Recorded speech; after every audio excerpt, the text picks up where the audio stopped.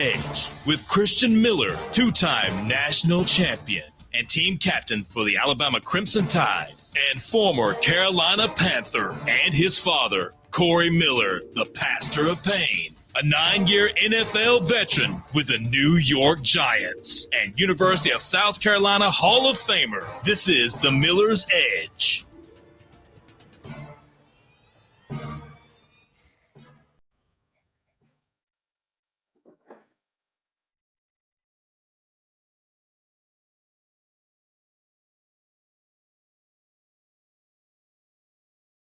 Hey, welcome into this free-for-all Friday edition of Miller's Edge, Tide 100.9, 1230 WTBC. Hope everybody's doing great. Hope you guys are having a great start to your weekend. I know we ready to help you guys roll into that weekend on a good, positive note. SEC Media Days and that whole circus is officially over with. And I know we kind of put a bow on it yesterday, but we'll officially do that today because now every team has spoken. Obviously, yesterday they were finishing things up, but it's in the books. It's a wrap, man. 2025 SEC Media Days is in the books. What does that mean? Well, now that literally means we're like 2 weeks away, Chase. I think, a matter of fact, Alabama's less than 2 weeks away from kicking off training camp. So literally, man, I mean, we're already here. We're already here. I mean, obviously we got, 11, 12 days, whatever the case may be, but it's about that time. So we're definitely counting down. Probably going to take a look at a couple of these other teams. Again, we didn't really get too much into the other teams that were at Media Days. A little bit maybe, but not too much. Maybe we'll circle back just to kind of see the temperature because I do know that today, I believe it was, that they announced like the preseason list, the official one. So we'll take a look and see kind of where Alabama's fallen. I believe that we've been trending upward, but I still see some lists that they still got us probably around third, fourth in the conference, and then nationally, we'll have to see. We'll find that out here in a minute, but we'll definitely look into that. There's been some new posts, kind of some top lists of players and things like that. So we'll definitely take a look at that because Alabama is loading up on some of these big boards or top player boards you want to talk about. We always love diving into those anytime we get a chance. So we'll do that, and how we roll. We got some videos and some clips we'll listen to, we'll react to, we'll break down, and we'll move accordingly. But got to remind you guys, 205-342-9904 is that phone number. If you guys want to get in on the conversation, we'd love to have you. It is a free-for-all Friday. We can go anywhere. We can go everywhere, and that's what we look forward to doing. Plus, you guys can always join us on the streams, live on YouTube at The Miller's Edge, live on Facebook at Tide 100.9. You guys can check us out. Watch me do the show. Interact in the chat. We always have a bunch of people hanging out, and you can always drop your questions, responses, all that stuff right there, and we can talk about it live on the show during the commercial breaks, all that good stuff. You guys know the drill, but just had to remind you, just like I have to remind you about our friends over at the Good Feet Store, America's Arch Sport Experts. Try before you buy, nothing to lose. Make sure you guys check them out. Again, they are home of those premium arch supports that are designed to eliminate and alleviate all types of pain, foot pain, knee pain, back pain, you name it. Make sure you guys check them out because they will take care of it. Clinically proven to do so in 4 short weeks. You see the website right there on the stream, goodfeet.com. Locations all over the country. I know we got listeners literally all over the country.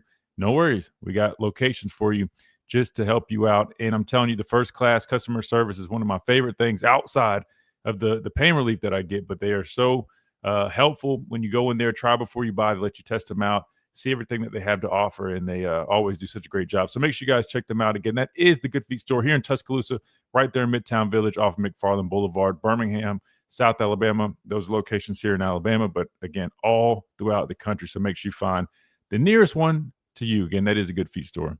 Improving the quality of people's lives 2 feet at a time. It's like we're looking to improve, the quality of your life 2 hours at a time. And we'll do that as soon as we get back from this quick commercial break, and we'll dive into everything that we've got planned. But again, we got a number of lists to look at, man. See where Alabama's showing up, see where some of these players are showing up. Plus, some cool news, man. Ryan Williams, man, he's getting deal after deal. He just got probably what I would say is probably his biggest deal yet. I don't know from like a monetarily, value, like, monetary value. I don't know about that. I'm not pocket watching, but in terms of the brand, he just inked a really big deal. We'll talk a little bit about that after this quick timeout right here on the Miller's Edge, Tide 100.9, 1230 WTBC, presented by the Good Feet Store, America's Arch Sport Experts. We'll be right back.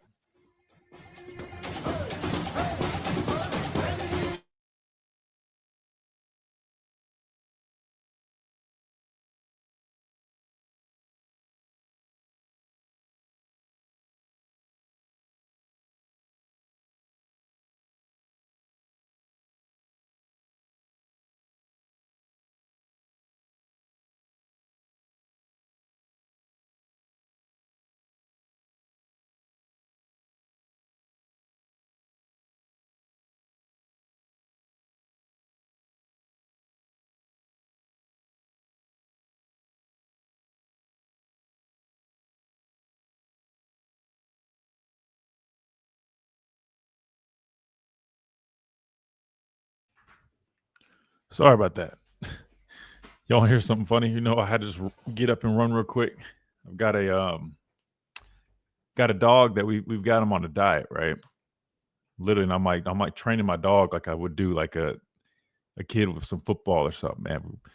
Exercise. Now he's on a specific diet. He's a big dog. Well, I'm sitting there talking, and I had some food down from one of my other dogs, and I was like, I should pick that food up, but I was like, nah, my other dog hasn't ate yet, and I'm like, I'll let him get a chance to eat. How did I know that the dog that already ate, that's on a diet, he's going to find his way in there? And normally he, like, once he's laid down, he's chilling, he's just chilling. But that the food was calling his name. So I had to jump up and I'm like, no, don't eat that. Sure enough, I think he already ate a good bit of it, but it's all good, man. All good. What kind of big dog? It's I got a lab, man, but he's like 130 pounds, and he's not. I tell everybody. I mean, people joke around like, oh man, he's fat, but he's really not. Like, he's I mean, he's definitely big, but I mean, you can see the muscle on him. Like, I mean, he's just a big dog. But I'm trying to get him down because I know health wise, man, it would be a lot better if he was lighter. But I just think he's naturally just big. So, but I mean, we're walking, we're playing fetch a whole bunch. I mean, he's athletic. He just let me see if I can find a picture real quick. Something I heard at SEC Media Day. I got to call and ask about it. Please do, man. Free for all Friday, QD. That's right, free for all Friday. QD, call in if you want. We ain't really got nothing big going on. Just got some lists to get to. Got a 500,000. We got some PFF top players list I want to talk about. A couple other things. Let's see. I know I have a picture of my dog. I've got a million pictures. I'm trying to find one where you can really see them, though. Get a deal. Allen Iverson, that would be amazing. Free quote today. And from, guess who's back? That's 1-800-989-4040. Hey, Kenji, what's going on? Details on Tag us in a JD Pico video. This is Miller's Edge on Tide Tag us 100.9. at the Miller's Edge. Did you do that? I don't see it. If you haven't, go back and do it at the Miller's Edge, Justin.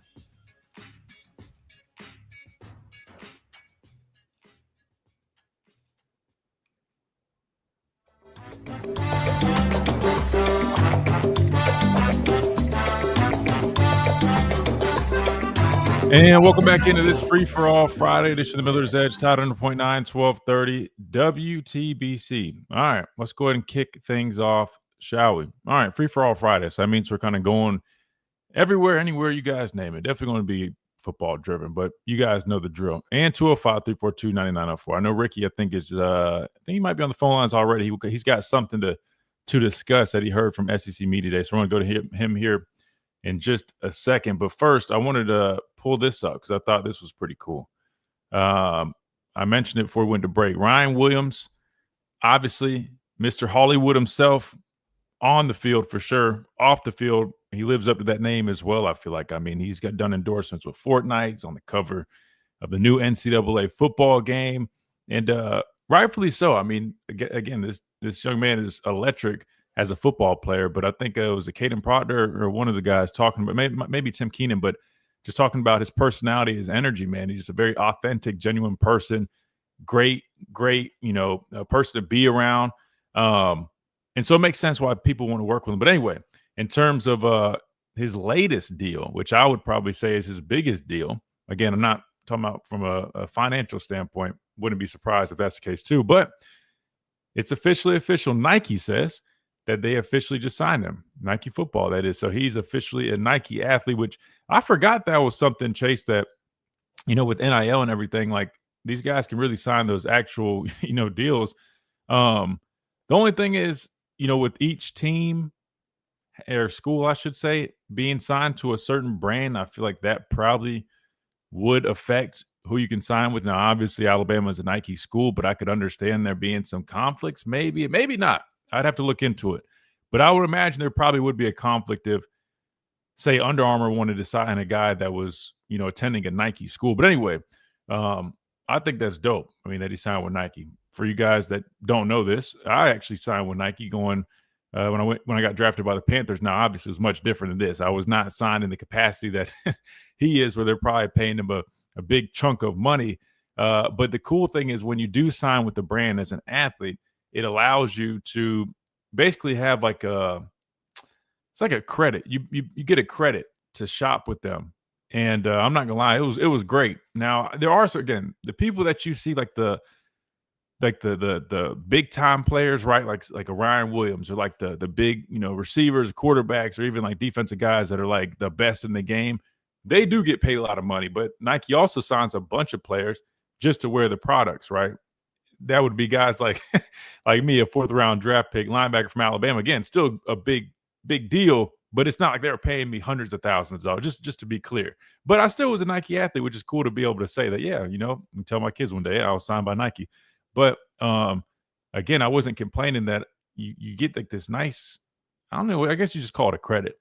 And so basically the way it works is like I had a Nike account and I just go on the website that was, specifically for like, athletes and people that were a part of the Nike team. And you could just get whatever you want as long as you had the credit for it. And they refilled it like every year or something like that. But anyway, I'm sure he has a nice spending limit and is probably getting some good NIL money. So shout out to Ryan Williams. That's dope.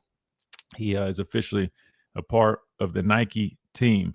Yeah, Justin, if you want to tag us in something, and anybody listening, at the Miller's Edge on X, if you guys see anything, there's article, video, whatever, just tag us at the Miller's Edge and follow us while you're over there. And we can pull it up on stream on the show and we can talk about it, take a look at it. I know you said you're having some trouble with it, but just at the Miller's Edge, if you just tag us, we should be able to get it. But with that being said, let's go ahead and jump on over to the phone lines, 205-342-9904. Get this Free For All Friday started early. We got our buddy Ricky lined up. Ricky, welcome in. Man, I had a quick break from the set, so I was like, I got to call and ask buddy about this real quick. Let's do it. So I was watching, I've been watching like all of like SEC Media Days, and I've heard from practically every team, and I've listened to what they said. But then like Auburn came up, and Hugh Freeze like kind of spoke. Mm-hmm. And he said something that was just like, it kind of would, I thought to myself, like, if I was an athlete, this would rub me the wrong way. But I didn't really pay it any mind because I'm just like, oh, Auburn, like these past few years, like the mentality has been kind of like a loser mentality anyway. So I didn't really pay any mind to it, but it kind of like stuck with me. But then Cole Kubelik went on with Josh Payton. He kind of like confirmed like what I was thinking. So Hugh Freeze essentially said for Jackson Arnold that they had to kind of dumb down their defense to build his confidence. And I've never heard anything like that before. So I'm asking you, like, as an athlete, especially somebody who plays on the defensive side of the ball, are you, not that you would be okay with that, but like, are you thinking to yourself, like, if you play for Auburn, like, did our head coach really just have me go through spring and probably potentially going through fall camp, having to lessen myself for a quarterback who's the most important position on the field to build his confidence, or should he like already have that confidence anyway if he's doing this particular job? Wait, you said, let me make sure I'm getting this right. He said he dumbed down the defense to build the confidence of the quarterback. Are you saying for practice purposes? Is that what you're referring to? Or is that what he was referring to? Well, he mentioned that to build Jackson Arnold's confidence, because obviously the season that he had in Oklahoma, which was like, it was a lot of factors to like them lose, and they had a lot of injuries and like just certain things didn't go right. Like, I get it. Right. But to say that your QB1, your transfer QB1 mm-hmm. is you have to do all of these things. You have to like lessen your defense to build his confidence. That just kind of felt like weird to me. Like, if anything, I'm thinking that you should go harder because that helps you get better. Yeah, but I'm saying he was talking about like during the spring, like when Jackson Arnold just transferred in. That's what you're referring to. Like he was saying, like the looks that they were giving Jackson Arnold, they dumbed down their own defense in practice. I just want to make sure I'm understanding right. I think he was saying in general, not just spring, but like summer workouts and everything. Yeah, but I'm saying like within the team though, right? Like you're saying like you get what I'm saying? Because I'm just trying to make sure I'm trying to understand the correlation between the two. Because I was saying like to me that wouldn't make much sense if you're saying like, oh, like during the year they're going to simplify their defense to unless I'm missing something. I just you get what I'm saying? Like in practice, I get if he was referencing saying like, in which I'm assuming this is what you again, I didn't hear it or see it, so I'm just trying to go off what you're telling me. If he was referring to like we wanted to simplify the looks that he was getting in practice to help build his confidence, I understand that point. That makes more sense than just like, oh, we're changing our defense for this guy specifically, like moving forward. To me, I'm like, well, how would maybe I'm drawing a blank or missing something. Anyway, I would say this. I mean, so typically in practice, Ricky, and everybody does this. I mean, you have scout period, then you have team period, what we used to call good on good. So scout period is when you've got your scout team. It's literally what it's called. You got a scout team, and they're giving you looks of, you know, whatever you're going over. So say we were, you know, practicing for Auburn, right? I'm talking about Alabama. Our scout team would run plays that Auburn runs, and so we'd have, you know, like the little assistant coaches, GAs, coaches like that. They'll have their cards, and they'll show a card. The offense will run that play. Then we basically our defensive coaches call what they want us to like whatever look they want to see against him and so forth. And it's the same thing for offense. They have a scout team defense and so forth. So during that period, to me, that might be like to me, I'm like, all right, that period is going to be that period. Like that's your time to game plan for other teams or really get certain looks. But if you're saying like, yeah, during good on good, they didn't want to throw too much at them. They wanted just guys just to get after it. I mean, I could understand if you're doing that during the spring, but I would imagine by the time you get to fall camp, like I don't think you really want to. I think I've never heard a head coach just say like instead of going for it, like instead of making the mistakes in practice, like I'm going to tell my guys on the defensive side, we're gonna not like practice hard. So Well, no. That's so simple. That's not what that means. So when he says simplifying things, that just might mean like they don't try to get to any exotic blitzes. They don't try to throw anything, unusual at the dude, right? That's a little bit on like the uncommon side of things. They might just keep it simple, right? Like, for example, like when what we considered keeping it simple on defense would just be calling like some base things. Like we'd have some base defenses that we would call, right? Like flex 6 bump Bronco. That was one of our go-tos in nickel. That was like the go-to in nickel. If we ever running or going against a tempo team, like that was our go-to call. So say like, all right, we'll keep it simple. We'll run a lot of just simple flex, cover 6, things like that. Instead of saying, all right, we're going to throw some simulated pressures all at this guy. Like to me, that does make sense. I mean, if you're talking about, all right, just building them up, right? Especially if they're trying to work on certain things with them. You know what I mean? Like there's in football practice, man, there's always different periods and different tempos and different situations that you can work on. I don't think it's like, all right, we're literally going to not get good reps on defense for this guy. I think it just was like, all right, we want him to work on his confidence. We want him to almost not start from ground zero, but you got to think they're getting a guy who's been working with other coaches. He's been in another system. You kind of do have to like hit the reset button a little bit, just like we talked about last year. You know what I mean? Like with the defense, it's kind of hitting the reset button. I think that's kind of what he's referring to. Yeah, but it just feels like. You think it comes off as like disrespectful or something?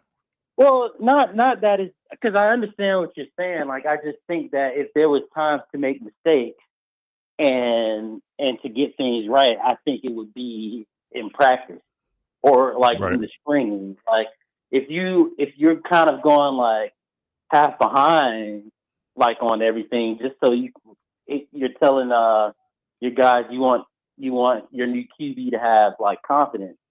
It just doesn't like, and I don't care about Auburn. I'm just saying like, and I'm thinking like if this was me, I don't know how I think when I'm going into the season, like about my QB1.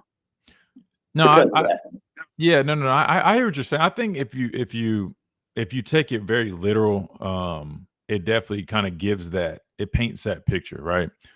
But realistically, to be fair, I mean that's a very common thing. Just like, a guy like Keelan Russell, I mean, we know he has a lot of potential, but what would be better for his development? Letting him work with the threes and giving him some, simple things to kind of start with. That way he can build his confidence and get those valuable reps first and work his way up, or just throw him immediately in the fire and where he's losing confidence and he's not as, you know what I mean? Like he's the process of him learning things is a little bit more inconsistent now because there's so many, variables and factors. I think as a coach, I mean, everybody's approach is different. I think what they're doing honestly makes sense. Like maybe them saying like that, I could see somebody like, well, dang. And again, I get he's not a true freshman coming onto campus. He's played valuable snaps. But if that's the approach that they think is best to get him to a point this fall that they feel confident with, then I think that's what they should do. But you gotta think about it like this, Ricky. I mean, he was by no means a perfect quarterback at Oklahoma. Now, I mean, there might have been other factors involved, but he's got a lot of work to do.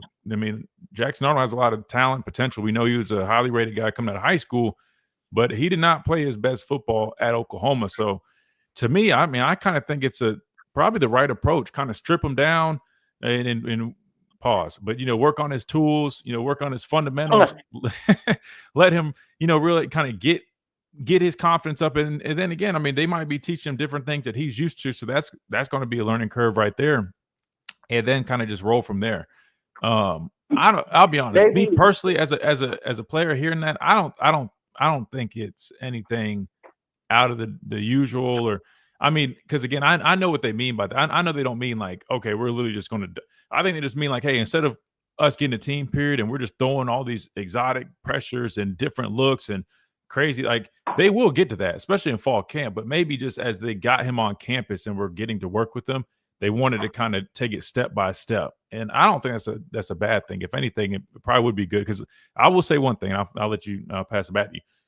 The quarterback position, confidence is probably one of the biggest things. If your quarterback does not have confidence, I don't care how good he is, he's not going to play nearly as good as his potential. That's a fact. The quarterback position, man, you got to be confident. You got to be certain about what you're doing, the guys around you, what they're doing, and ultimately in yourself.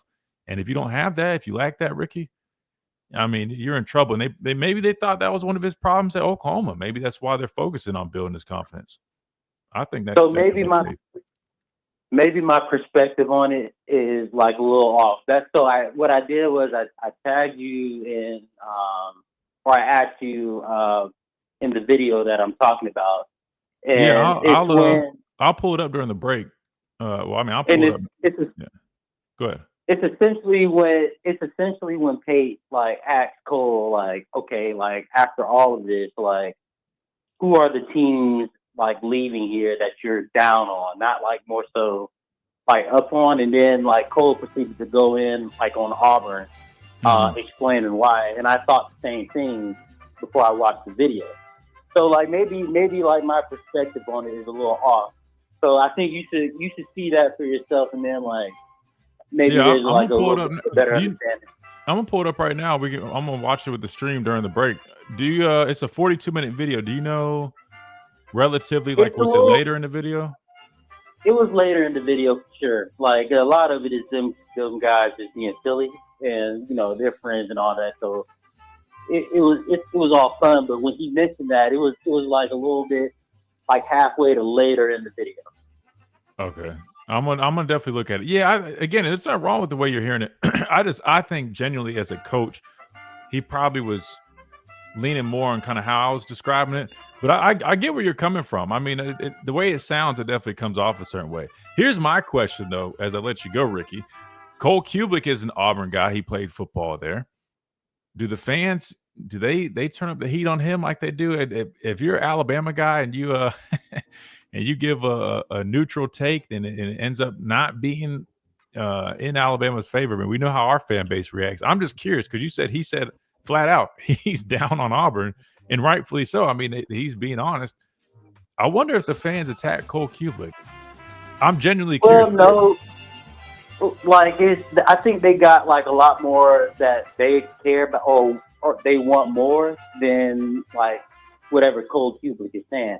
Like to them, like I think their whole idea is like, all right, we want a bowl game, and like if Q don't get us a bowl game, like we want him gone. Like versus something that like Cole Kubiak like might have said, you guys are different in terms of like what kind of like makes Alabama fans like a little bit rowdy. I personally, as a fan, don't like negative commentary without like context behind it. So if you just trashing on one player and like that one player in your mind is the sole reason why we didn't have success in one game, then like to me, it's just too many variables. Like I ask you football questions all the time, and you break down in detail everything that happens in one play. So in my mind, like it's impossible for one player to be at fault. That's what I understand that. I was saying more so like not even so much me. And I mean, I don't. To be fair, I mean, my dad's caught some heat, but I don't think I've really caught any heat. I mean, I feel like I'm pretty, even when I give a neutral take, I feel like I'm pretty respectful with it. No, I was saying more like I know like Damien or like or Greg.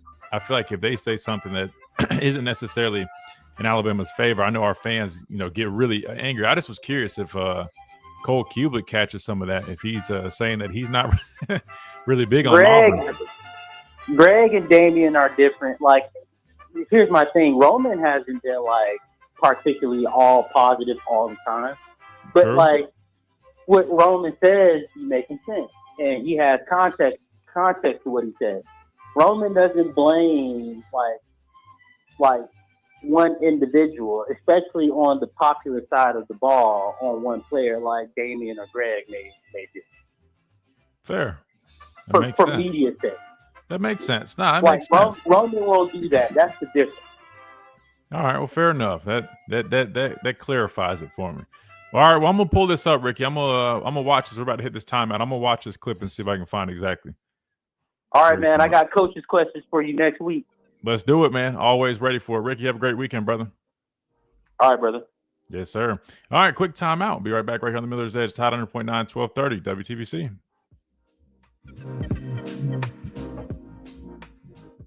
There's the yes, I'd like some. For the people that are just tuning in or are just catching back up on our show, they hear the Spanish music. I know they're probably like, this is the most interesting mix. Football talk with the mariachi band in the background.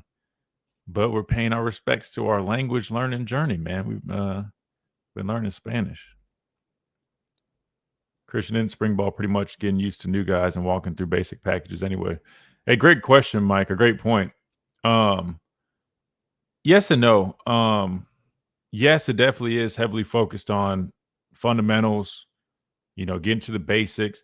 But it is another really good opportunity to really kind of do some way too early install, way too early.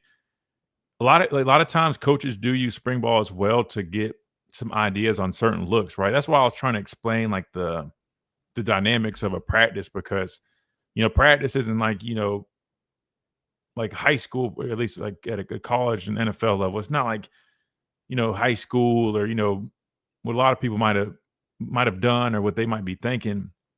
For us, I mean, it's split up so much. Mike, a matter of fact, Coach DeBoer, they have like 26 periods that they do. Like we used to do about 13 to 15 periods. I think they do like 25 plus. And a lot of it, starts off with a bunch of, individual drills. That's going to work on all the fundamentals, all the techniques, working on things you might have discussed in the meeting, you know what I'm saying? The meeting, say you wanted to put an emphasis on, say you have like a third down emphasis that day. Those individual drills are probably going to consist a lot of, get offs, working on certain pass rush techniques, bending, dipping. There's going to be periods where you do walkthrough type things where you walk through certain, plays. But the reason I say it's a little bit of both, Mike, is because I know the spring also, like what we used to do is we used to take, so spring ball lasts about a month or so, but with the schedule, you only have X amount of days. Oh, I'm supposed to be watching this video. Let me try to pull this up. But long story short, we used to take like each practice or every couple practices and have an emphasis on like teams that we would face in the fall. That way the coaches could go ahead like way too early, get some actual tape and some reps of and be able to see like, all right, we expect to get some of these looks. We want to see how this would look against that. And so we used to get those reps during the spring as well. But those are during certain periods. Those are during like those scout periods. Other than that, yes, when we would do like good on good, it was more like our base fundamental stuff versus offense's base fundamental stuff. Not like way too basic, but you get what I'm saying. Like we would do kind of the main things that we like to do. That way we just got good quality, good on good reps. And that's what I think Hugh Freeze probably was referring to. Like, you know what I mean? Like when they're going to like, those good on good periods, just kind of let tell the defense go run a simple, four-man rush, simple, whether it's cover 2, cover 4, whatever. That way he can just get some experience with those kind of, very common looks that he's going to get a lot instead of trying to, get too fancy.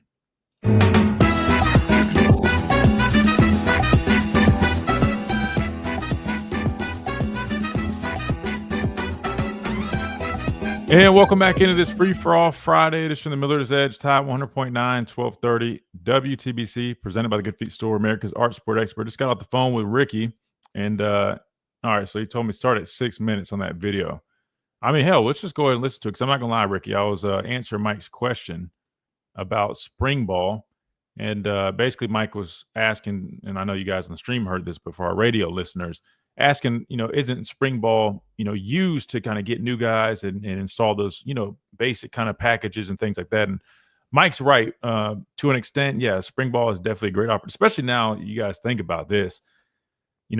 All your signing class pretty much enrolls in the spring. I mean, you literally have probably 95% of the signing class in the spring. So it's a really good time.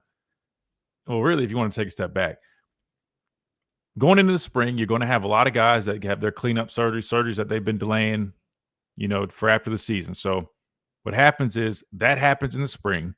It bumps up the younger guys. Younger guys get a lot of valuable reps.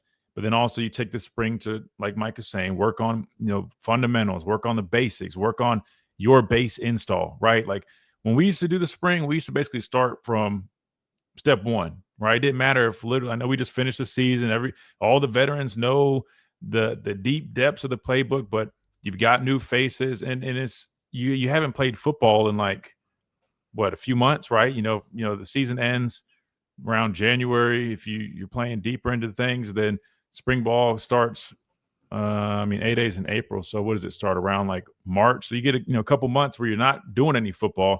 You got to kind of start from ground zero. Anytime you take a break from football, you always have to start. That's why, like going into training camp, we start from ground zero. Like we literally go back and learn all the basics, because there's a difference between working out, conditioning, doing 7-on-7, even just watching tape, but then actually putting the pads on and going out there and doing these things. So, to answer your question, Mike, you definitely are focusing on that. But then there's also little periods where you can focus on your actual like scout looks of game planning opponents. At least that's what we used to do. And I thought it was smart, because that way when we got to fall camp, we weren't saying, oh, it's the first time we're seeing these looks that we're going to get from Georgia, Auburn, Tennessee. No, we already saw that in the spring, whether it was for a day or two, doesn't matter. We at least got to see that. Plus the coaches also have updated tape and updated, things to look at for how they want to game plan moving forward. So, that's typically what you expect. But I'll be honest, from the way Ricky described it, I think it's more so, look, we're taking on a quarterback who's got a lot of potential, but he hadn't tapped into that. So we want to, basically start from scratch, maybe, you know what I mean? And work on all that stuff with him. But we'll pull that up here in a second, Ricky. Ephraim says, what do you think about walk-ons. New change to rosters will eliminate walk-ons. So that's a really good question. I was talking to some coaches, and the way they explained the way it should work is you'll have a number of guys. So like guys that were probably, Southern Miss level players, maybe UAB type players, you can start seeing maybe some of those guys be on rosters. You know what I mean? Like they're almost taking those spots.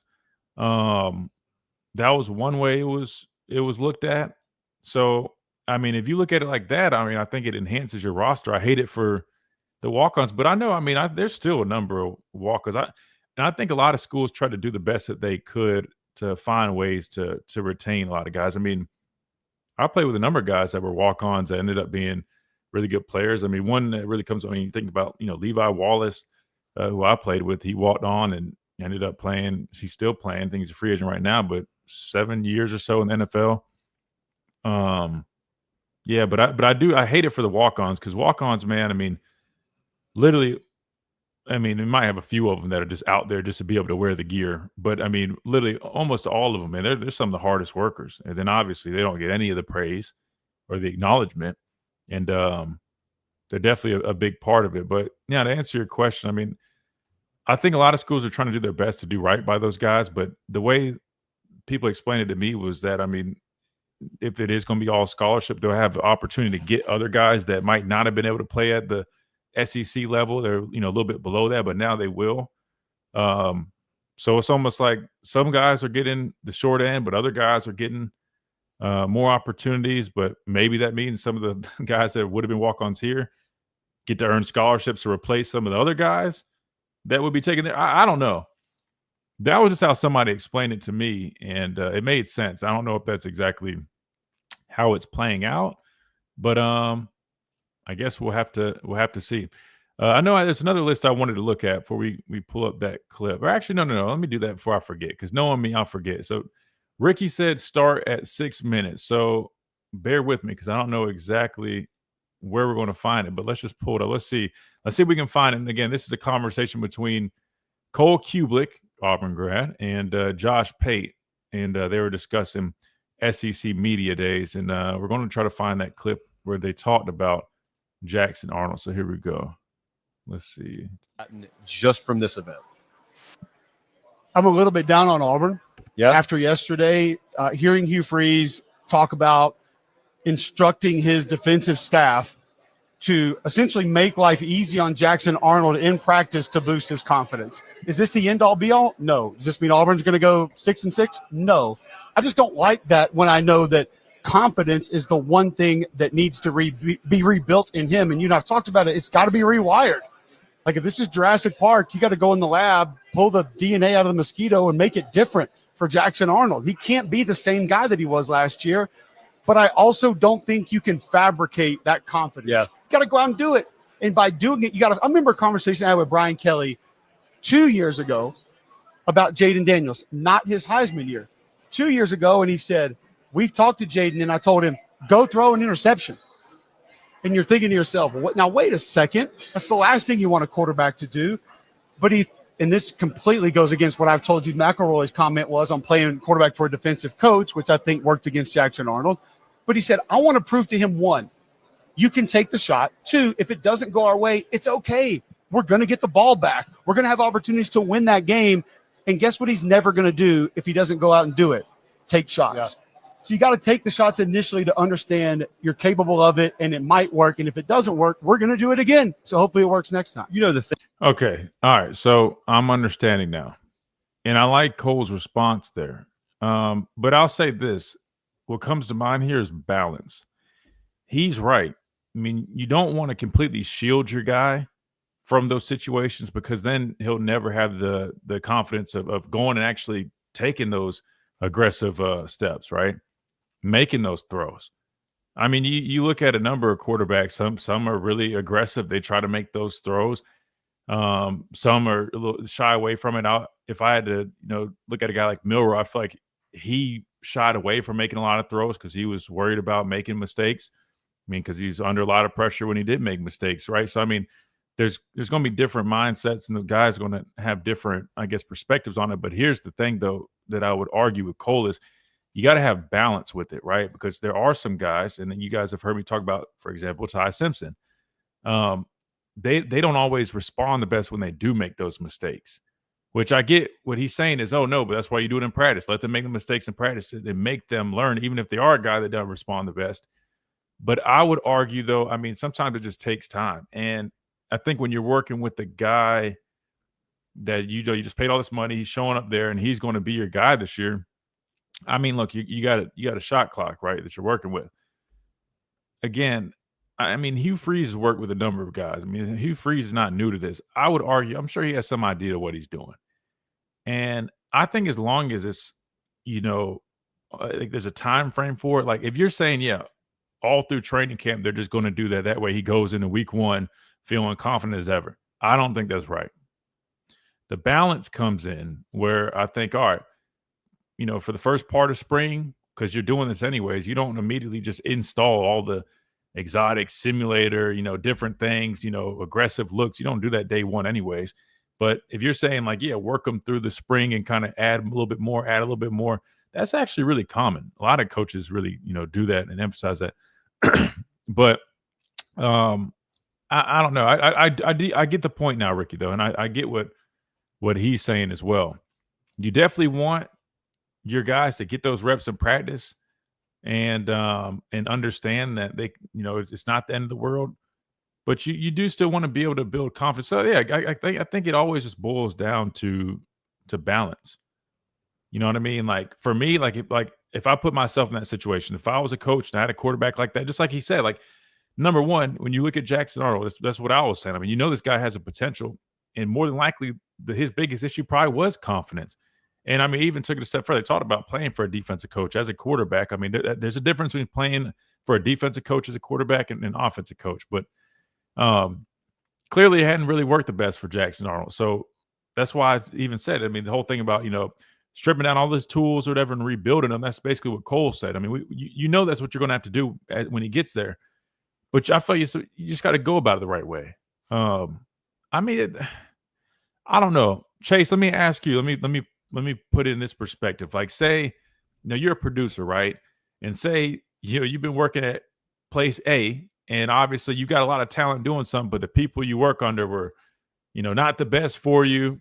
And then you get to a new place and, they're trying to teach you how to do something. What do you think would be more beneficial for you in the long term? If they just kind of, held your hand the whole time, or held your hand initially, or they just said, all right, do what you do, and we want you to mess up on air and have some, dead air, have some some issues with the tech, because that's the only way you're going to learn. But at the same time, when you have those errors, it makes you like get down on yourself and you lose confidence in being a producer. I mean, what approach do you think will help you out? Christian, you must have known how I first started here. Honestly, I just made mistake after mistake, and I think tied because I was able to learn kind of new things along the way, and it made me so comfortable, producing show after show. So I feel like my hand not being held was probably the best thing for me being a producer, because it allowed me to see things that if I got my hand held, I probably would have never got that opportunity. Sure. But yeah, I definitely feel like being in the storm, being able to do things on your own, mess up and, deal with that stuff and learn from it is probably the best thing. So in that instance for Jackson, he's going to have to let it rip. He can't hold anything back, especially with the pressure that's on him. He's going to have to go play, because if you see a very held back, reserved Jackson Arnold, it's going to be a long season for Auburn. Yeah, no, that's a great perspective. And I agree. I think, and like Ricky said he said when he first got into operating for TV, he was real nervous, which is completely normal. Then he had to learn, being put in there, which I agree. And like I think Ricky mentioned, even Cole probably doing it in practice, that's the time you want to do it. I get all that. I just think there's nothing wrong with if it was done in a very, balanced way, meaning like basically how I explain it, right? First few weeks, kind of keep it a little bit more simple. That way you kind of work him up as he's working on his new fundamentals, the new things that you're teaching him, right? I don't have a problem with that. Now, again, I don't think you do that the whole way through. But if that was the approach he meant, then I don't think there's a problem with it. But I guess we'll have to see. I do know every guy really is different, right? And I told you guys, I mean, on the show here a couple of times now, but and a lot of schools do this. But I mean, I was talking with Coach DeBoer during the spring, and he was talking about what they do in terms of having, specific. What is it like? Like basically, the test to know how guys respond to certain types of things, and I think this is no different. I mean, everybody's different, right? I mean, like literally, some guys respond better when you yell at them. Some guys respond negatively to that, and they actually do better when you sit them down and coach them through it. Which I know, the old school way of thinking is, oh, people are soft, but I mean, literally, that's what the science tells these coaches, right? And that's why a lot of people are doing that. It's not just us, but we obviously utilize that. And I think this is kind of a similar situation. You know what I mean? But the reason I brought Ty up is because one of his things, and I've said this before, was that, he used to struggle with, when he made a mistake, sometimes it would turn into the snowball effect. And it would be, all right, he makes one mistake, and instead of having the next play mentality, kind of have the snowball effect. And one could argue that maybe, taking a guy like that with this approach would actually hurt him in a negative manner because, I don't know, maybe he just, until he learns how to really respond the right way. That's what I'm saying. Some guys are different. Maybe it's not so much about learning to take the risk as learning to how to handle the response internally. Does that make sense? I don't know. I know we're getting real psychological here, but I think that's just something to think about because, I mean, again, at the quarterback spot, I mean, like, that's what it comes down to, man. Like, I just don't know what good it would do a guy, like, if he already has a problem with confidence, if you're telling me just keep doing this, and then if it's obviously not working, maybe that was Oklahoma's approach. Maybe their approach was, I'll just let him keep screwing up, messing up, and then he'll figure it out. But we could always argue that he didn't really figure it out. So maybe that's why. I don't know. Again, that's why I think these coaches know best. They spend the most time with these players. So if that's what they think is best, let it ride.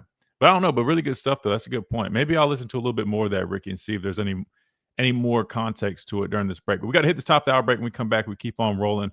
We are open on the phone line. Plenty more to talk about on this free-for-all Friday on the other side right here. Tide 100.9, 1230 WTBC, presented by the Good Feet Store, America's Art Sport Experts. We'll be right back.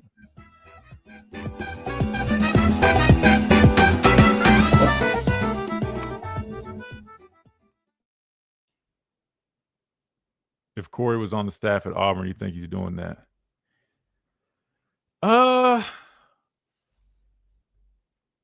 I'm trying to think, man, because I mean, like, I'm trying to think of how he was like with me. He probably would be more so on y'all's end of it. I mean, he used to always tell me, just get after, just go after. Don't matter if you this, that. So yeah, he would probably be. And a lot of people think like that, but the quarterback position is just a little bit different. That's why I'm kind of like putting a little bit more emphasis on the balance, man. Just because the quarterback spot, I'm telling you guys, if you don't have confidence at quarterback, man, like I'm telling you. Kitty said, I'm feeling better and better about Ty Simpson each day. I'm not saying it'd be Mac Jones. More like, who is Jake Hayner at Fresno State with Grubb? I don't even. Sounds familiar, but I'm not going to lie to you, man. I wasn't watching Fresno State with Grubb. I wouldn't even try to compare nobody. I'd just say this, man. Dude, definitely, he can sling it. I think, I'll be honest with you. I think we put so much emphasis on Ty, and I get it. The quarterback position is huge, but I just, and it's because there's a lot of unknowns. You've only seen him, I don't know, number of snaps, but I think once the season starts and people just see what Ty can do, I think they'll be just fine. Like, I mean, I think he's going to put up some good numbers. He's going to be like anybody else, probably have a couple turnovers here and there. It's like but I think he's, again, I think Ty's floor is probably plenty of what you need him to be to have success when you talk about everything else you got. I think that's why I'm just saying I wouldn't even put so much. That's the best way to put it. I think his floor is plenty to give your team a chance, really. You're exactly right on quarterback confidence. That's what happened with Milroe, I believe, several times while he was at Bama. Affected his place. 100%. That's why I brought him up too, is because I genuinely believe that a lot of Milroe's problems were confidence, and whether that came from the noise externally, whether it came from previous, coaches, and what I don't know, but I would argue that. Because again, dude, I'm telling. I used to watch Milroe in practice. So, I mean, dude, Milroe can make throws, bro. Like all these throws that everybody better fit. swore he couldn't make. I mean, I watched him make it all the time. But in the game, when things are happening, like, and look, it wasn't even just him. Even a guy like Jalen Hurts, right? Like when he was younger, he didn't always have the most confidence, and it wasn't like I don't think it was necessarily with those guys. I don't think it's so much like they don't have confidence in themselves. It's just I think they lack the confidence of. Or it's more so like, well, what if I make this mistake? They're trying so hard not to make mistakes, which again, that kind of goes back to Cole's. Like, you don't want them playing too reserved. Like that's why it all comes down to balance, man. Like Milroe always says, trust your training. Trust your training. Quote, call 8. I just know with me, like again, it's a different position, but if you just threw me like in the fire and I wasn't fully ready. I mean, here's another thing. And car rental option. Coach Saban literally used to do that. Like he used to tell, like he will never put somebody in a position when they're not ready. So, I mean, if you think about it, technically what Coach Saban was doing was more so leaning towards what I'm saying, which is maybe why I feel the way I feel. 1230 Sports. Because he genuinely wouldn't do that. Like if he felt like you were at risk of, not helping the team, you're at risk of just really going out there and not doing what you're supposed to be able to do, he wouldn't put you out there. Not only to protect you from messing up the team, but also protect you from yourself. Need your help to make sure we're safe. But I think it all boils down to just, different coaches have different perspectives. I get your point. If Hugh Freeze, with Hugh Freeze, though, he's been around and he knows what he's doing, but this could seriously backfire on him and cost him his job. And this. Yeah, I don't know. I'm just, look, man, Hugh Freeze, I've seen what he's been able to do, especially on the offense side of the football, man. I mean, if he thinks dialing it back a little bit to build the dude's confidence up Storms around. is the right move, shoot. I mean, I think he's probably 3 degrees in Tuscaloosa. At John Tide 100.9.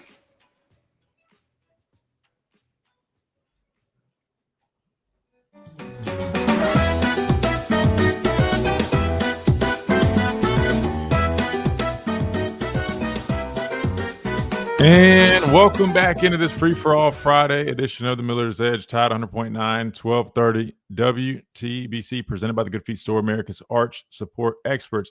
Hey, big weekend you got here going on at R&R Cigars. They will be playing the big UFC fight this weekend. So if you guys are looking for a place to go watch it, a place to go hang out, have a drink, over 160 bourbons, best cigars in the Southeast that you can find, check out R&R Cigars, 2703 Gary Fitz Street here in Tuscaloosa, the big mansion. You can't miss it.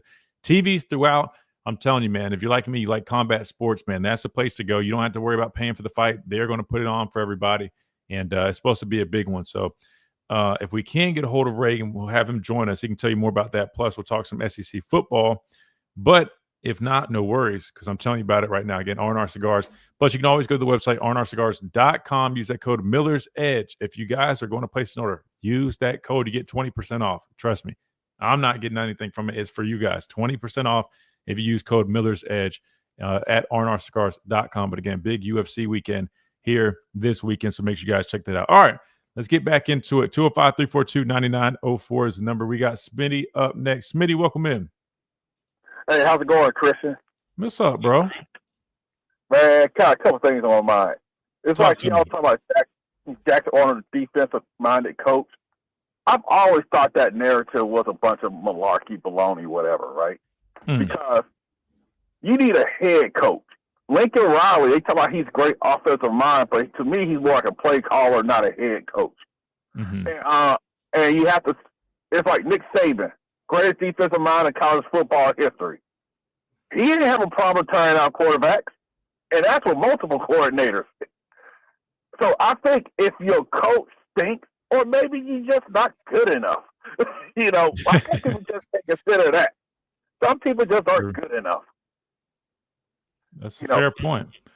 That's a fair point. I mean, in Brent Venables, who was at Oklahoma, I mean, definitely a defensive guy. And I guess the jury's still out on him as a head coach. I mean, he's only been one just a few short years, and I don't know how he runs the program. I'm sure he is a good head coach, but you make a good point. There are some guys that are really they're really good at being a coordinator, so they earn that head coaching spot, but they end up that's why their job from that point is just to hire the guys on the other side of the ball to handle that stuff. And it is interesting though. If you do think about it though, there is a difference for quarterbacks playing for a defensive-minded guy and offensive-minded guy. That is true. And so I don't know. I think Jackson Arnold could benefit from being with a guy like Hugh Freeze, but I guess we'll see. Yeah, and like for instance, my Buccaneers, we got Baker Mayfield. He's been having the best ball of his career. He had different coordinators, but he had offensive coaches in Cleveland, and he stunk. So it's just crazy how. And those Cleveland teams had talent. Yeah. So that's why I say the coach lays down the structure. And if you have a good head coach, and you also have a good team around you, because the way the quarterback will be good, you have a good team around him. Let's start with that. Right. But remember, Dylan Gabriel put up numbers for Brent Venables, and they ran him off to start Jackson Arnold, and now Brent Venables on a hot seat. You see what happens when you have a bad quarterback? It's not good for job security.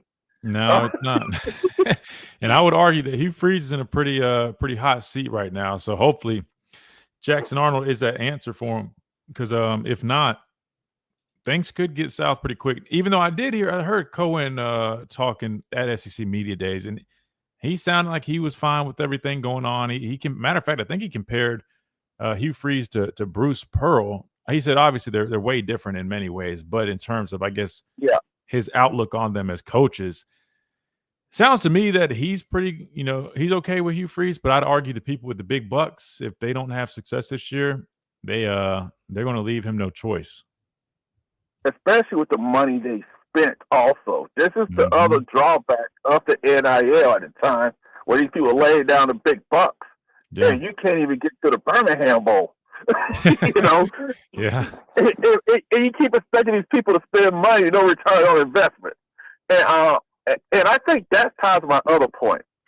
I think, listen to you guys and other podcasts and stuff, it shows how lazy the national media is.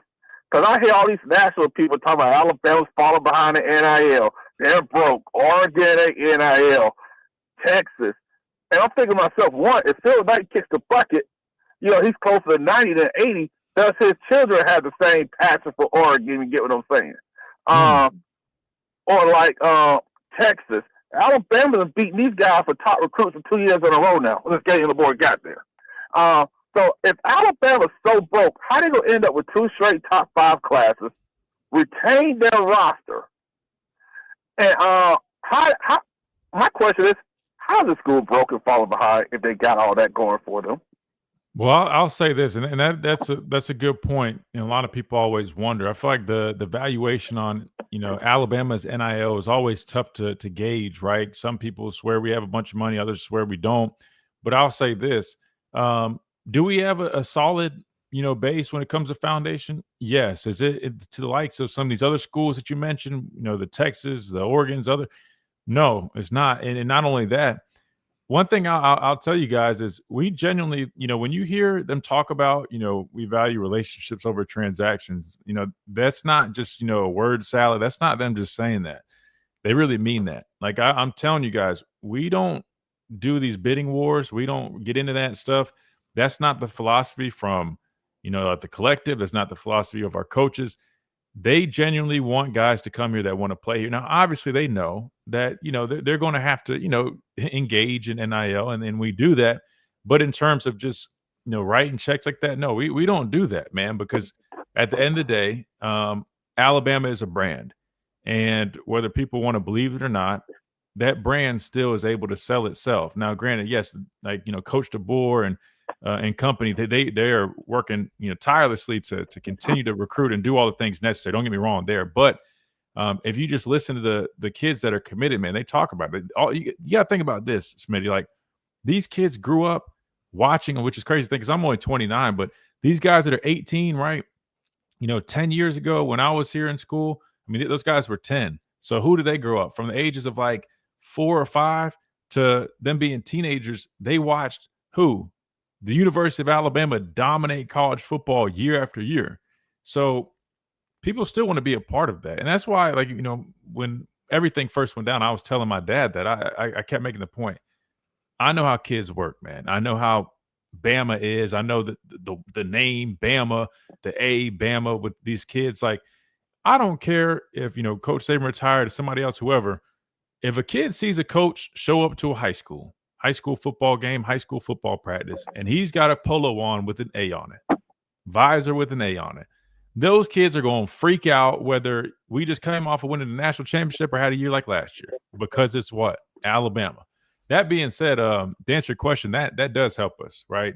We might not have the Saban discount, but we are still able to get a little bit of an Alabama discount because our brand is so strong. But to me, look, that signals one thing to me. Not only is the brand strong, but the culture that Coach DeBoer and these players and everybody a part of it have built is really strong. And it's a very attractive thing for a lot of these recruits, man. And that's what helps us out, because people, they like the coaches. They have trust in this coaching staff. They love the brand. They love all the resources. And that sells itself, man. And look, as a player, you got a decision to make. Like, these guys know they probably, like some of these top guys, they're going to have some lucrative offers from a school like Oregon, Ohio State, or some of these other places. But what they have to decide is, do I want to go after the most money possible? And yeah, those are good schools. Or do I want to really go play for the school I've always dreamed of playing, play for a school that literally is the biggest brand in the sport? I might not be paid as much. I might take a little bit of a cut, so to speak, but I'm playing with a great group of guys. The culture's great. It's not just about business. And I know I'm going to get a chance to showcase my ability on the highest stage. And I think that's what really is a selling point for a lot of these players. Yeah, and when you guys, I was listening to you guys talk to Coach DeBoer the other day, and I was talking to real estate classes, things of that sort. This is where the recruiting the parents part come in, because, hey, my baby boy could tear his leg up, or he just may not be good enough for the league. Yes, this couple of $100K may be nice now, but what about setting them up for 10, 15, 20 years later? Because we don't know what is being offered besides, hey, here's a bag. Okay. And we know that there are a lot of kids who weren't getting that money at the time. What was owed to them. So, because technically no contracts, you're not employees, and that's why I made these kids transfer. But I think when you try to help set these kids up for the future as well, that shows the parents, because you still got to send your kid off hundreds or maybe 1,000 miles away, that they got his best interest at heart, whether he turns out to be a pro or not. And let's be real, Christian. My last thing is, and thanks for taking my call. Oh, of course. I don't think, let's say Xavier Griffin, for example. I'm just throwing a number out there. I don't think, let's say Texas gave $800K and Alabama got it for $100K. I'm not saying that's happening. I think a lot of times the money is closest people, but Alabama and also Georgia, Ohio State, they aren't going to bidding wars. Right. But, and I think that's something right there, culture-wise, because you know this, because I know you spent some time in the league. Okay, you got a guy who ain't played yet, but he's getting more money than the guy who's been here, like Sam Bradford did. He was making as much money as Peyton Manning. That could be a locker room dynamic also. And I think not having that going to those bidding wars could also help with locker room chemistry. But, hey, thanks for taking my call, and have a great weekend. You too, Smitty. I appreciate it, man. Great stuff as always, man. Really good stuff. Yeah, no, he's got a great point. I know that's definitely one thing that that coaches are trying to, because here's the thing. I mean, it's tough to make it perfect, but look, I'm just going to be straight up with you guys, man. Like, if I was a senior, and it's a little bit different now because we're a few years into NIL, but if I was a senior when it first started and I was getting like, something small, right? And you bring in a guy who's a top recruit and he's making like $500K and I'm getting like $70K. Like, I mean, that's a problem, right? And I think they're trying their best to fix all that. But the revenue sharing should help. But he's right, though. I mean, that definitely is a dynamic that you got to be careful with because you don't want that to really throw things off. But I think they've been able to really find ways to distribute things a lot better. But no, I mean, look, at the end of the day, I mean, I'm just going to call a spade a spade. The way it works around here is like we're not going to get into bidding wars, right? Like we will be competitive with that stuff. Don't get me wrong. I'm not saying we're not. But we're not going to sit there and be like a Texas or A&M or Oregon who just is going to just try to throw the highest amount possible. From my understanding, that's not really our philosophy. And I tip my hat to the folks in charge of that because, look, man, to me that keeps you away from just getting guys that are just chasing one thing, money, and you're getting guys that actually want to play here. I mean, he brought up Xavier Griffin. I mean, look at his family. His family, they wanted him to come here. Same with the other young man, the running back. You know what I mean? Like those guys, they want to play here, right? So you can afford to maybe offer just a little bit less if that helps the team. Plus, think about it, it's no different than salary cap, man. If you're not overspending on guys, it allows you to get more players. So I guess recruits probably need to think about that. If you want to play with the best players, you might have to take a little bit of a pay cut, but you got the best talent around you. All right. We got to hit another timeout. We come back. We keep on rolling. We got Ram on the phone lines. Got a couple other things we want to hit. We'll do just that. Plus, we got Reagan Starn of R&R Cigars coming up 12:45, talking a little college football, UFC action, all that coming up right on the Miller's Edge. Tide 100.9, 1230, WTBC.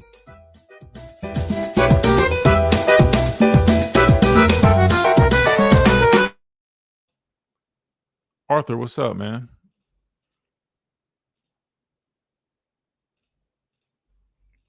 Thing I wrestle with Jackson Arnold, but I always lean towards the pessimistic side because I've built hopes up in too many off seasons in the past and had them wrecked that I won't allow it to happen. So the pessimistic side of me looks at Jackson Arnold, and he was everything coming out of high school. Mm-hmm. I went out to Elite 11. I watched him. Like I thought as good as my eyeballs can see it, I thought he had all the physical tools. So did a lot of other staffs because they offered him a scholarship to play football for him. Jeff Lebby told me he's the most talented quarterback he's ever worked with. Like I haven't forgotten he's worked with all some that. Talented quarterbacks. Like you don't forget that, okay? But then it's also the case that you don't forget that you saw the implosion last year on all fronts for Oklahoma. Mm-hmm. So then there's this part of my mind that wants to say, you know what, that was just a terrible situation he was in. It probably was. And he's everything I thought he was out of high school. That's the blip on the radar screen. Hugh and Auburn will start pulling it out of him this year, and everything will be good, and it'll be the perfect meshing of quarterback and system. There's one side of me that wants to say that. Then there's the other side that is right in line with what you're saying right now. And that's, if we're talking about confidence, like, do we really think we're going to find that on the road on a Friday night against Dave Aranda in week one? No. Like, do we really think that's going to happen? And if it doesn't happen, this isn't like Georgia. Kirby, if he lost a game in week one, it's Kirby in Georgia. Everyone's still confident. Well, that's not the vibe around Auburn. You need what in the media industry we would call pop. You need proof of performance. Like you need a reason to believe. Rod Stewart reference. You need a lot of the metaphorical stuff to happen. Saw him at Phillips Arena down the street, by the way. Was it Phillips or State Farm at the time? Phillips.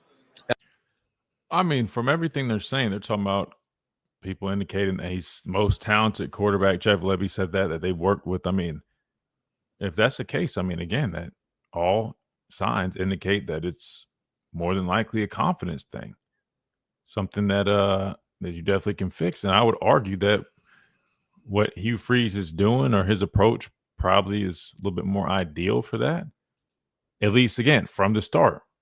That's just my perspective, though. Good clip, though. That's good stuff to discuss. Oh, you did to Arnold what they did to Rattler and Caleb Williams. Dang, I mean, now you think about it, there's some good examples there, though. I mean, you got Baker, you got Jalen going there. Jalen turned it around, but different staffs too. But yeah, it's interesting, man. That's interesting. What a QD tag us in. Predicted order for the SEC. Oh, wait, we need to pull that up. Didn't that officially come out today? His O-line was really bad. Yeah, and I'm telling you guys, man, like they just talked about, this guy's one of the best quarterbacks we've seen, but why didn't it work out for him? I mean, look, man, if you don't have the offensive line, you don't have the weapons around you, man, no matter how good you are. That's why I always say those comments. It's not going to work Is Miller's Edge on Tide 100.9.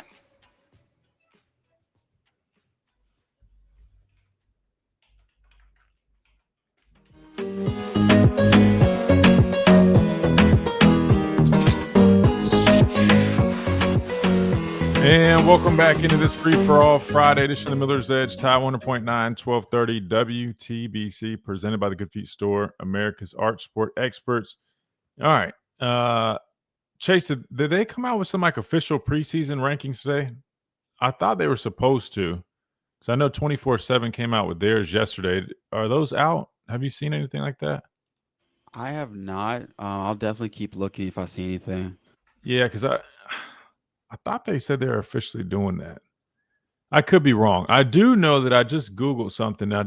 I do see that Sporting News at least came out with theirs, and this, I think, nah, that was a month ago. I had the wrong thing. Sorry. Yeah, I don't know. Maybe not. I know 24/7 came out with theirs, and if I can find it, I'll pull it up. But in the meantime, we'll go back to the phone lines, 205-342-9904. We got Ram up next. Ram, welcome in. Hey, Christian. You doing good, buddy? Oh, I'm great, man. I can't complain. Ram, how are you? I'm doing real good, real good. You know, I'm a newlywed, and oh yeah, congrats so on I'm that. doing good. Thank you, Christian.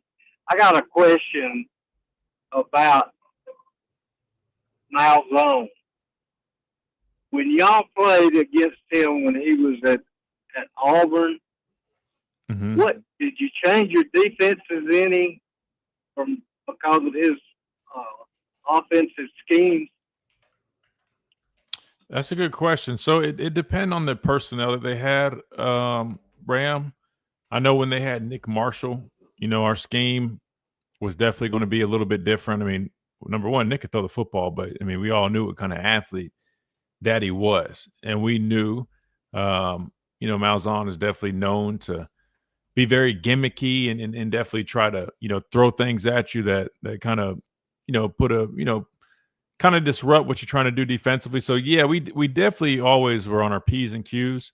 I think the biggest thing, Ram, is, you know, gimmicky. That's the biggest word. We knew anytime we played Auburn, there was going to be a lot of tricks and gimmicks. There were going to be a lot of kind of funky formations. They were going to sugar huddle. They were going to try to throw a bunch of things at you that you just typically didn't see. And that's how you had to prepare. I mean, it's always going to be a physical game, but you just knew, right? I mean, they're going to pull out some tackle over, right? They're going to pull out, you know, some, you know, put it, you know, a tackle in at tight end and really try to, you know, throw you off, try to attack you in different ways like that. So yeah, we definitely always were prepared for that. So I mean, that's something you got to keep in mind. He obviously has experience working with a number of different types of players. You know what I mean? Different skill sets. Yeah. And with him being at Florida State, now having a quarterback who has a skill set that's definitely, you know, a little bit different, dual threat capabilities. Not a big guy, can throw the football, but definitely has that running and scrambling ability. I would imagine, you know, he's going to be no different than he's been in the past, man. He's going to look for ways to exploit a defense. He's going to look at the ways that, you know, Vanderbilt, Oklahoma, whoever, South Carolina were able to utilize certain things, shovel passes, zone read type action, things that we might have struggled with, and he's going to try to attack us with that. He's a smart football coach, right? I mean, you got to give credit where it's due. So definitely got to be prepared and be on your P's and Q's going into week one, because I'm telling you, especially him knowing it's week one, and everybody, I don't care what team it is, you're knocking the rust off week one. There's going to be miscommunications. Guys are going to be figuring things out. It's a new football team, right? He's going to look to that, and we got to make sure that we are prepared as a defense to face that. Well, that Christian, you know, that's what I didn't think he had changed his spots any, and as far as his offensive philosophy. And I know playing Alabama, he's probably like everyone else. He's probably doing exotic things, just like you said. Oh yeah, I mean, you got to think. I mean, you're talking about a guy that, you know, has worked with the likes of Cam Newton. I mean, I mentioned Nick Marshall because that was a guy that I played against in college that was definitely a dual threat player, and now he's working with one at Florida State. I mean, you already know, like, the writing's on the wall, right? I mean, we're going to see some looks that are going to be funky. We're going to see a lot of pre-snap movement shifts, a lot of stuff. But I will say the good news, though, is number one, this defense, played against arguably the best dual threat quarterback in the country last year every day of practice. Now, why that didn't always translate when we played other dual threat quarterbacks, I'm not sure, but hopefully, going into year 2, that's better. But the other thing I'll say is you might not have seen it out of our offense last year. We had Coach DeBoer on here, and he talked about that. They always try to adapt to, their personnel, what their team's like, things like that. He even mentioned, being limited, not from necessarily a personnel perspective, but just, such a short amount of time trying to get everything in. I'm telling you guys right now, Coach DeBoer has a system. Don't sleep on his offensive system either, man. I mean, they use a lot of pre-snap motion movements, and it's a very intricate system. That being said, this defense should go into week 1 very well prepared, very well versed, because we can do a lot of that similar stuff here in practice and give our defense some really good looks. That way they are about as prepared as possible, or at least as you can be, going into a week 1 game against Gus Malzahn.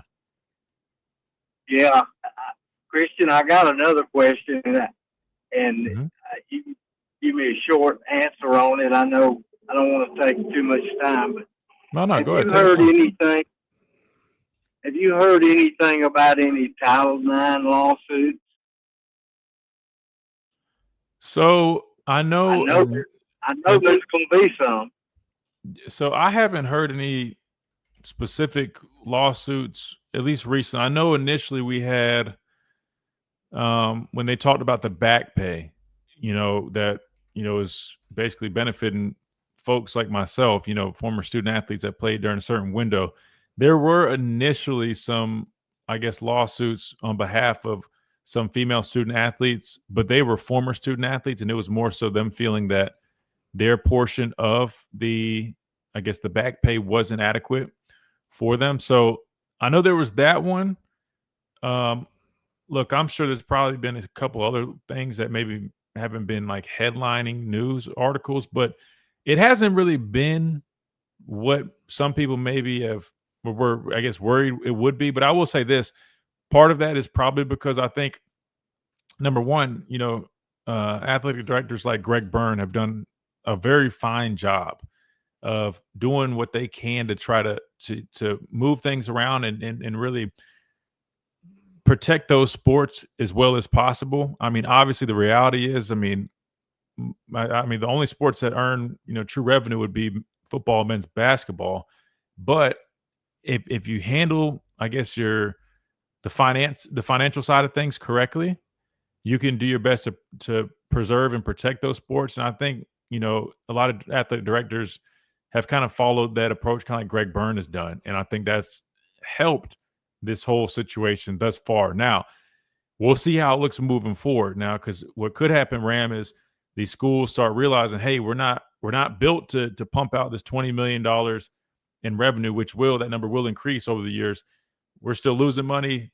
We might have to resort to some things. And I think then you could see some suits follow through with that. But as of right now, I think everything has been okay. Now, I could be wrong, could be missing some stuff, but from what I've seen, there haven't been too many big issues with that just yet.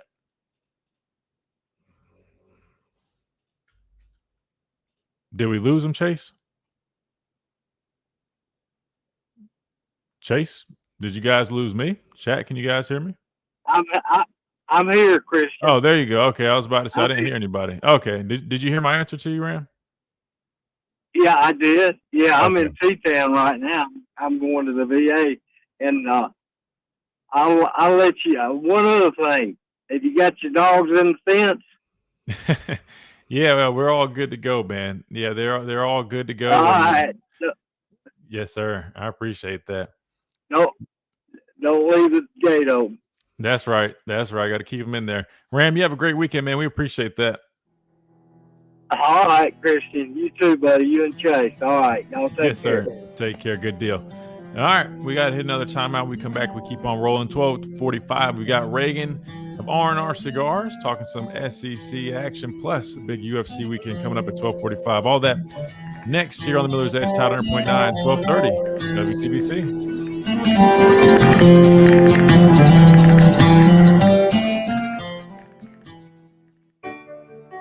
Hi, this is Gene.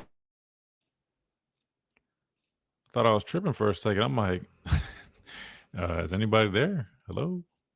Well, we're good. Maybe his phone service. I don't know. I'm trying to think. He mentioned my dogs. I thought he was asking because one of them is like snoring in the back. You probably think it's a human the way you snore. Those were the good One of old the best days. concerts I've ever been to, seriously. Yeah, But Georgia Dome, go ahead. probably still next door too. Seth Luttrell had never coached quarterbacks before. Guys, do we sit here and say, Don't have any apologies? Make no, dude. You have no idea. I don't think people can fully appreciate the depth we have, and the I think the way he phrased it is the willingness to learn, the willingness to be a sponge that to blitz or bring more guys to the line of scrimmage and get out of this defense that you've never run before? It's foreign to you. And he had a guy that played linebacker for him at Missouri that was sort of his captain, his go-to anyway. But he was essentially saying, if we want to be that, we got to practice it. We have to live that life.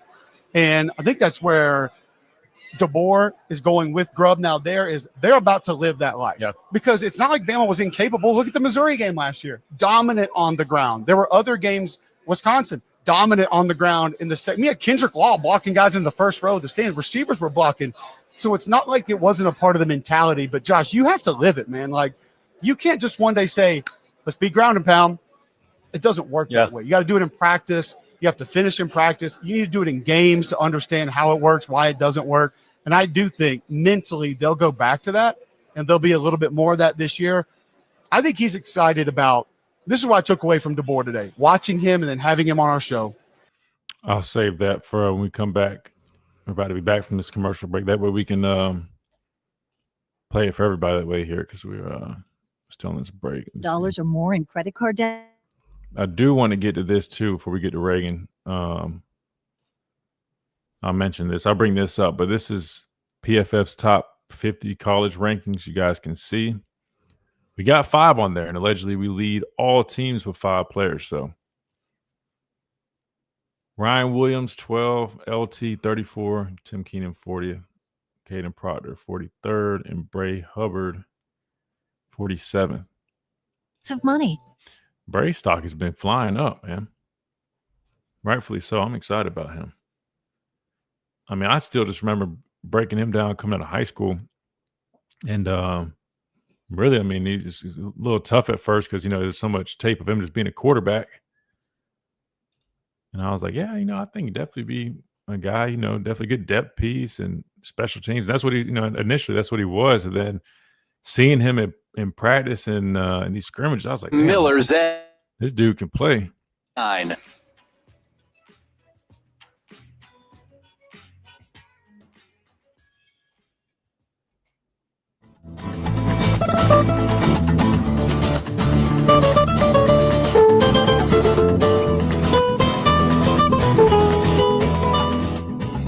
And welcome back into this free-for-all Friday edition of Miller's Edge, Tide 100.9, 1230 WTBC. All right, we got Reagan coming up at 12:45, but here's another snippet real quick from that video that Ricky shared.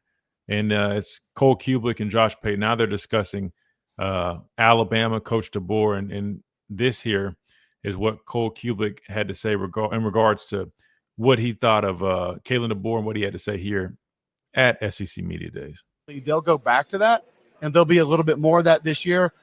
I think he's excited about – this is what I took away from DeBoer today, watching him and then having him on our show. I think he's excited about his team.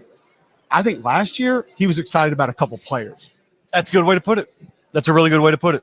I think also, look, the testament to anyone taking over a new program is when you get into the second full go-around, if you still got portal churn – especially outward portal churn, right, and you're not sort of pushing them out the door, then you probably still lack buy-in. So they're not really dealing with that. I mean, I think Smith went to Notre Dame, guy that didn't finish a lot of games for him last year. So outside of that, they kept all their guys, which was kind of a theme for Ohio State this past year. But the way I looked at it is that dude, I mean, Kalen DeBoer being that dude, is never going to have anyone feel sorry for him. I don't know of any other person who's been put in a comparable position in recent history that he was in last year, because no one's ever taken over for Nick Saban in the portal era, in a time on the calendar where the exit doors open, but no one can come in for a little while. And then you're also having to, decide what parts of this building am I going to retain? Like, you go in there just like I do. There are critical parts of Saban's infrastructure still there. And then they're trying to mesh with guys that have coached in the Pacific Northwest. And it's kind of a weird dynamic. And again, no one's, especially him's not going to ask you, hey, feel sorry for me. I just felt like last year was played on the heels for that program. Have a little bit of understanding of where it all is. Also, let's think personality-wise.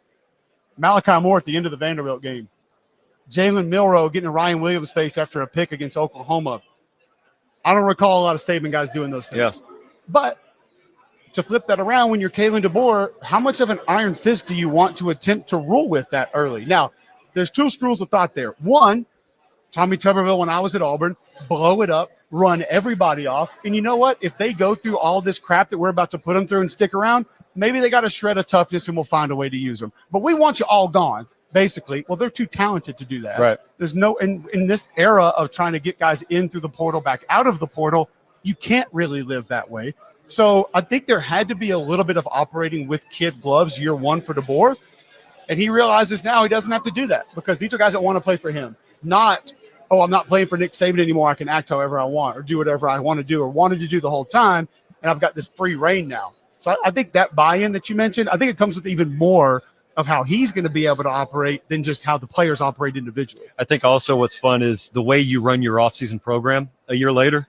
I was down there for a spring practice, and like Ballou and Rick and a lot of those guys who run strength and conditioner for Alabama, I had one of them look at me during a practice because I asked him how the strength and conditioning portion go. And he just looked at me, like he had come back from a funeral. And he said, it's not like it was in 1960. It's not like it was in 1990. But I swear to you, we pushed every limit we possibly could in this last program, in this winter program. We just put these dudes through. So anyone who came out of that, I promise you wants to be here. I promise you they do. Go over to Chattahoochee. Go over to Georgia.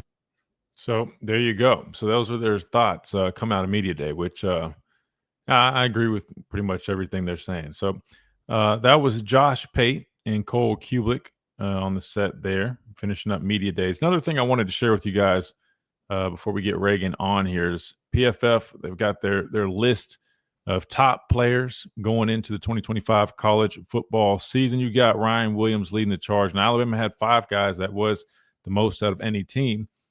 They had LT Overton ranked number 34, Tim Keenan 40th, Caden Proctor 43rd, and Bray Hubbard 47. So very solid list. I mean, talking about, again, top 50 players in the country, according to PFF. Now, again, they're stat-driven, analytics-driven. So that's, I don't know. I mean, if you like numbers and stats and lists and stuff like that, I'm sure you really like this. Chase, do you feel like anybody got robbed of being on this list from Alabama? I mean, I'm looking at it. Ryan Williams, definitely expecting to be on there. LT Overton, a lot of talk about him and his draft status. Matter of fact, there's something I wanted to pull up just to show you guys regarding that. I'll do that here in like 30 seconds, but probably expected that. Tim Keenan, I mean, again, they had him as like the number 1 returning defensive tackle in college football, so that makes sense. Caden Proctor, 43rd. I mean, a guy that's mocked to being like a top 10 draft pick, you would expect him to probably be listed as a top 50 player in college football, according to the people that run all these analytics. And then Bray Hubbard, man, dude's a dog. There's no denying that. And talk about production. I mean, I think he's forced a turnover in every single game that he played last season or started. I can't remember the stat, but still, either way, very impressive. Anybody that you think could have slid into that top 50 list, or anybody listening on our YouTube stream, Facebook stream, you guys can drop in the chat. Anybody that you think that's not in this group for Alabama that should be there? I guess I can start. I'll be honest, Chase. I think it's about what I expected, but I don't know. I mean, let me think. Let me start defensively. Up front, I mean, I think LT and Tim, I mean, those are the guys who get the most recognition right now, rightfully so. Again, going off of what they did last season. So I'm not going to, again, this is top 50 list. We're not going to go off of just potential. It's got to be receipts, pretty much guys coming back. Linebacker unit. I want to say this. I mean, Deontay Lawson, really good football player. I wouldn't put him in this list, though. Justin Jefferson, I mean, I think he's got a high ceiling this season for sure, but I don't think, you could really say top 50 right now. I think he could finish like that for sure. On the back end, maybe, I don't know. I mean, I don't know. Chase, I don't know. Let me just ask you, do you think there's a name that comes to mind that could have been on this list? Somebody that's not here? I don't think so. I think if Deontay didn't get injured, I think he definitely would have been on that list for sure. But like you said, we can't go off potential. Mm-hmm. Yeah, I think this list is solidified. I didn't really see anybody other than these names last season that made an impact or was like, you got to watch that on TV. But maybe that'll change this year. We see more names kind of pop up. But I feel like this list is pretty solidified.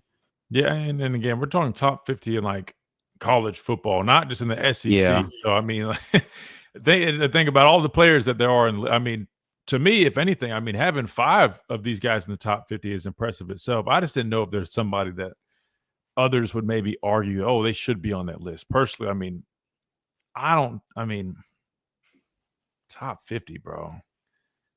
I don't know. I don't know. I think that's probably about as good as it's going to get. If you guys got one, you can drop it. We got to hit a quick timeout because when we come back, we'll be joined by Reagan Starner of R&R Cigars. Talk some SEC football, little UFC action that they got planned over at the Mansion R&R Cigars this weekend. We'll do that when we come back after this quick timeout right here on the Miller's Edge, Tide 100.9, 1230 WTBC.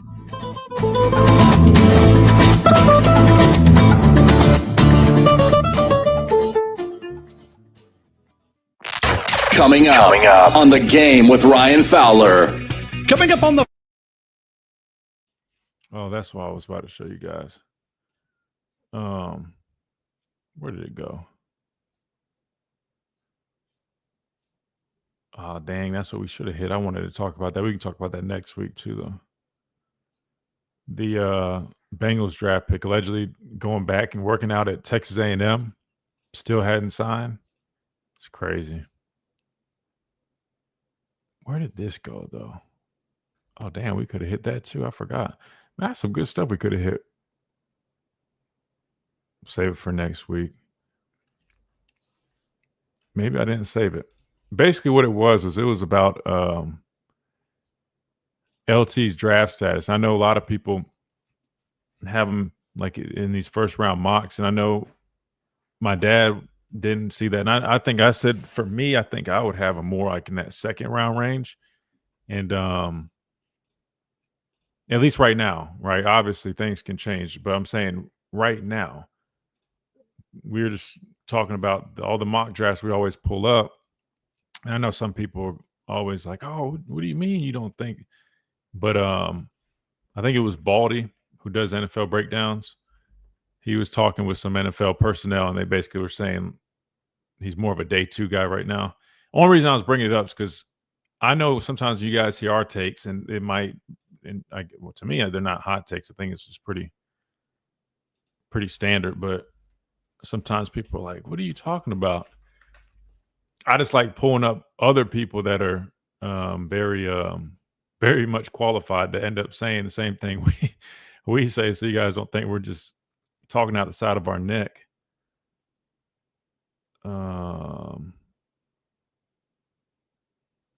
Where is this at, though? I forgot. I thought I had it saved. I might not have it. Other thing I was going to say, man, we hadn't talked recruiting in a minute, but I saw that we have a guy committed to us, I guess, for like 2027, but I guess he's a 5-star edge from down in Viger in Mobile. I don't know if you guys know who I'm talking about, but I saw him just kind of doing some it's probably spring practice work. But I was impressed, man. And I was like, damn, man, we need to get that dude.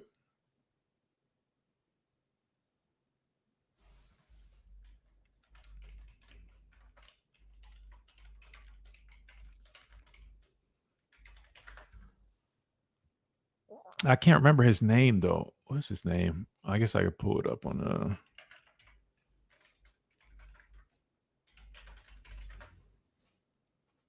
I just remember looking, I was like, damn, man, that dude's got some juice. Again, definitely spring ball. I'm not talking about like what he was doing. Like it was more so, yeah, this guy, Jabarius, bro, I swear, man, it's almost like it's like a puzzle trying to figure out recruits' names nowadays. I'm not trying to be funny. I'm even saying like last names, like Jabarius, obviously that's easy, but his last name Garor, like I'm not even being funny. Like all serious, guys. How do you pronounce that? Garor. Anyway, I don't know if you guys have seen this guy, but he just randomly popped up. I saw some clip of him. It had to be like spring practice or something. It's an experience. But for a younger dude, because again, he's 27, he's got some stuff to him in his pass rush game for somebody younger like that. Had working a really nice long arm. It's like his technique that he was working with, man. He definitely Thunderstorms. maybe he's worked with somebody. I don't know, but it was impressive though. But if you guys haven't, I know you guys like looking into players and stuff like that. Check this kid out, man. He's already committed to us, but 30-40 Winter Center on Tide 100.9. It's This is Miller's Edge on Tide 100.9.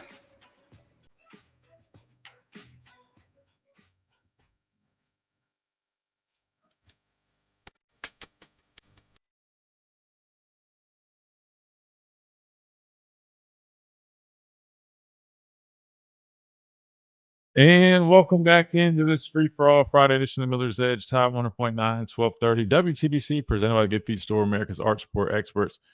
Chase, during the break, I had mentioned this kid here, and I brought him up because I forgot where I was. It was like X or something, maybe even Facebook. I don't know. You guys know, man, I'm always looking for some good news and content, right? Well, this randomly came up, and it's like some type of spring practice, and I was watching this clips, and it was like, oh, 5-star Alabama edge commit. And I was like, wait, we got a 5-star edge?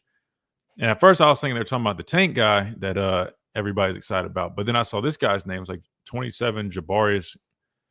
Chase, I'm going to let you try this. That last name, Garor? Like, I can't even say it even if I wanted. Like, how do you pronounce that? Garror. Give it a go, Chase. Garar? That's what I'm going with. Garar, maybe.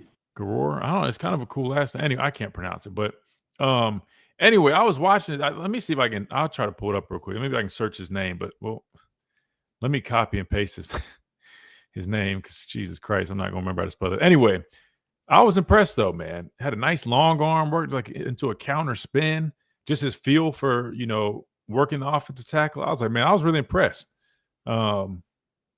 It says he's 6'2.5", 215. He looked bigger than that in that video, man. I thought he was much bigger than that, but definitely looked like a really good pickup. I mean, obviously, way out. You're talking about a year and some change out from the earliest you could sign that guy, but hopefully we get him signed up next year around because I'm always excited about some good pass rush ability, and that dude definitely has some juice to him from the state of Alabama, so obviously you probably should have that advantage. But anyway, obviously that's in the future. But in terms of the present, we just looked at that list from PFF. Again, 5 players from Alabama in their top 50 rankings: Ryan Williams, LT Overton, Tim Keenan, Caden Proctor, and Bray Hubbard.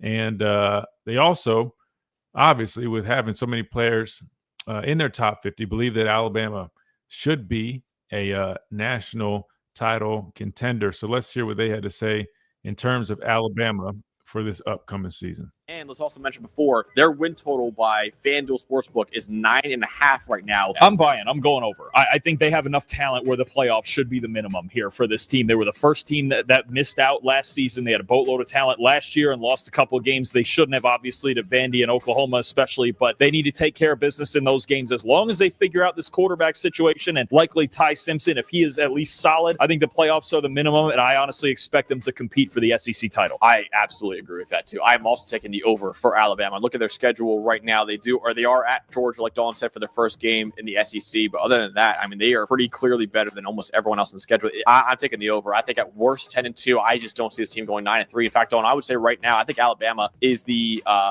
4th best team in America right now. And I would say they're, in that inner circle that can compete for a national title. I really think with that elite defense and a great supporting cast on offense with a great receiving core, the number 1 offensive line in the country, in my opinion, too, and a pretty good running back unit. If Ty Simpson can live up to that 5-star hype, Alabama can absolutely return to being a national title contender. And I'm also taking the over on the 9.5. So Chase, all right, over under 9.5 wins for Alabama. That's the number. 9.5 again this year. Now, last year we ended up 9-4. This year around, Chase, over under 9.5 wins, man. What you got? Give me the over for sure. I'm very confident in this team with everything that's going on, especially with SC Media Days. Man, Kalen DeBoer is the man for the job. I got them going over for sure. What about you?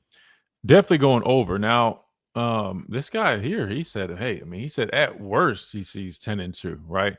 I'll say that they might have chapstick just a little bit, but I'm definitely with them, man. I mean, I think they see the picture, they see the vision. My thing is, do they also see that just college football, man, nowadays is it's a different league. So obviously, we know any given Saturday can be a challenge, but they keep saying again the surface level stuff. Oh, the quarterback. Look, man. Which I get it. These are analytics guys. What do you expect?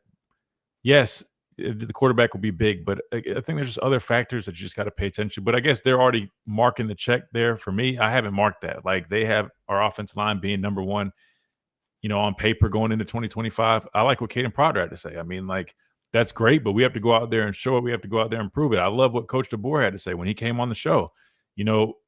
They're focused on action. Right. He repeated the word action several times when he was talking with us. And I think that's important. Now is the time to prove it. I mean, the numbers that look great, the top 50, the top offense line, they keep talking about the defense, all these units. That's great. But it's time to go prove it here in a little less than 2 weeks when we kick off training camp. But I'm taking the over. I definitely believe, that should be the standard, just like Kalen DeBoer said. I mean, like they already know the standard. Like they didn't live up to it last year. But they know what it is, and I think that they'll be in that realm. And I think it was Josh Pate that was saying this, and I couldn't agree more. Everybody talks about national championships, and he was saying there's no way you can just sit there and say like, oh, this guy's going to win or this team's going to win. No one knows. But what you can say is there's going to be a handful, maybe, of teams, right, that put themselves in that spot. He was more so referring to the coaches, but I couldn't agree anymore. As long as you're in that spot, like in arm's reach, you know what I mean? And when in arm's reach would be making the college football playoffs and making a run, right? And actually, having a chance.